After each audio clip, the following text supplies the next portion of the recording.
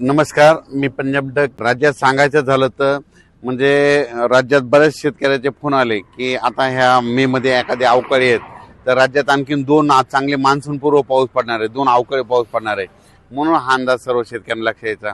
तर राज्यामध्ये 8, 9, 10च्या दरम्यान सांगायचं झालं तर विदर्भ, पूर्व विदर्भ आणि पश्चिम विदर्भात मग ज्यांच्याकडे हळद असेल तर तुम्ही काय करा, 8 तारखेपर्यंत तुम्ही तुमच्या हळदी काढून झाकून ठेवा. कारण की तुम्हाला सांगू इच्छितो 8-9च्या दरम्यान विदर्भामध्ये वर्धा जिल्हा झाला, नागपूर जिल्हा, भंडारा जिल्हा, गोंदिया जिल्हा, यवतमाळ जिल्हा, चंद्रपूर, गडचिरोली, त्याच्यानंतर अकोला, अमरावती, बुलढाणा, वाशिम ह्या पट्ट्यामध्ये काय होणार आहे, 8, 9, 10च्या दरम्यान चांगला पाऊस पडणार आहे. म्हणून तुम्ही तुमच्या हळदीची काळजी घ्यावी.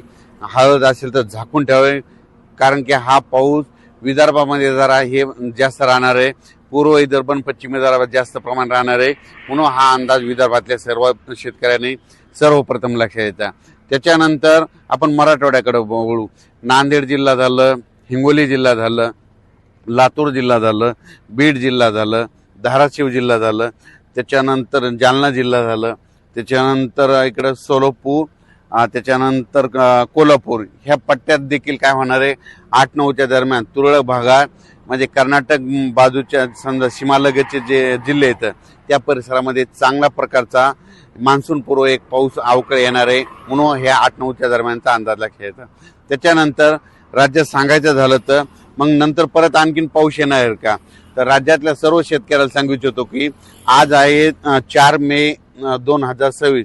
आजपासून कंप्लीट 35 दिवस पाऊस राहिलेला आहे.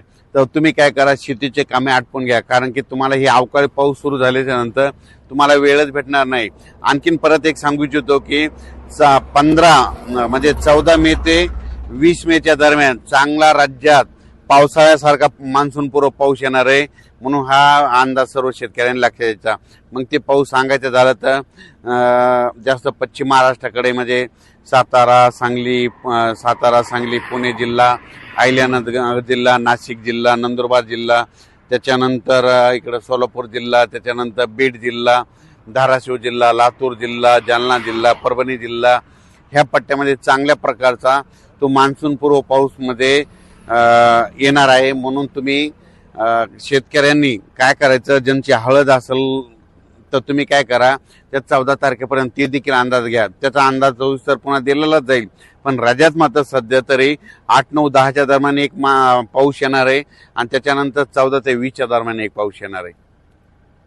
राज्यातल्या सर्व शेतकऱ्यांना सांगू इच्छितो की हे 8, 9, 10च्या दरम्यान हे पाऊस पडणार आहे.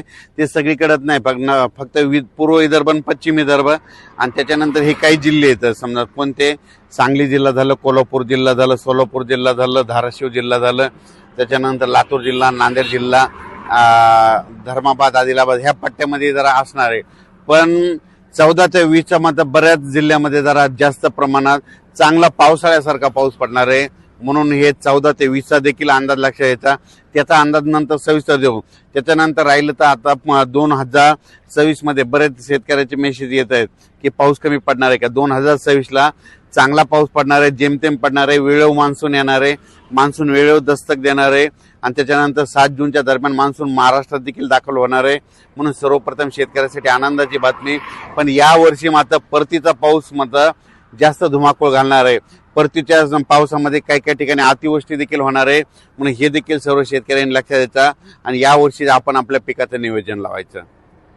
यावर्षीचा जे पाऊस पडणार आहे हे जसं पिकाला लागेल तसाच पडणार आहे, जेमतेम पडणार आहे.